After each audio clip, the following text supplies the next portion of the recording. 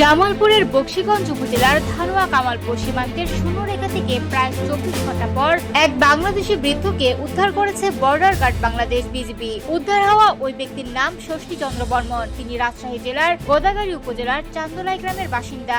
BGB সূত্রে জানা গেছে, গত বুধবার সীমান্ত পিলার 1082 এর কাছাকাছি শূন্যরেখায় তিনি অনিচ্ছাকৃতভাবে আটকে পড়েন। দীর্ঘ সময় সেখানে অবস্থান করার কারণে তিনি শারীরিক ও মানসিকভাবে দুর্বল হয়ে পড়েন। এই সময় তিনি নিজের পরিচয় ও কিছু তথ্য জানান, যা পরবর্তীতে সামাজিক যোগাযোগ মাধ্যমে ছড়িয়ে পড়ে এবং বিষয়টি ব্যাপকভাবে আলোচনায় আসে। ভিডিওটি দেখে তার পরিবারের সদস্যরা দ্রুত বিজিবির সঙ্গে যোগাযোগ করেন। এরপর বিজিবি তার পরিচয় নিশ্চিত করে তাকে উদ্ধার করার উদ্যোগ নেয়। বৃহস্পতিবার সকাল 7:30টার দিকে সীমান্ত এলাকা থেকে তাকে উদ্ধার করে নিরাপদ স্থানে আনা হয়। এর আগে বুধবার পুরো দিন জুড়ে ওই বৃদ্ধকে বাংলাদেশে ফিরিয়ে আনা নিয়ে স্থানীয় বাসিন্দা, বিজিবি এবং ভারতীয় সীমান্তরক্ষী বাহিনী বিএসএফ এর মধ্যে কিছুটা উত্তেজনাকর পরিস্থিতি তৈরি হয়। পরিস্থিতি নিয়ন্ত্রণে রাখতে উভয় দেশের সীমান্তরক্ষী বাহিনী সতর্ক অবস্থান গ্রহণ করে। পরবর্তীতে সমন্বিত উদ্যোগের মাধ্যমে পরিস্থিতি শান্ত করা হয় এবং তাকে নিরাপদে ফিরিয়ে আনার পথ তৈরি হয়। বিজিবির পক্ষ থেকে জানানো হয়েছে, বৃদ্ধকে উদ্ধার করার পর তাকে বকশীগঞ্জ থানায় হস্তান্তর করা হয়। বর্তমানে তিনি পুলিশের হেফাজতে রয়েছেন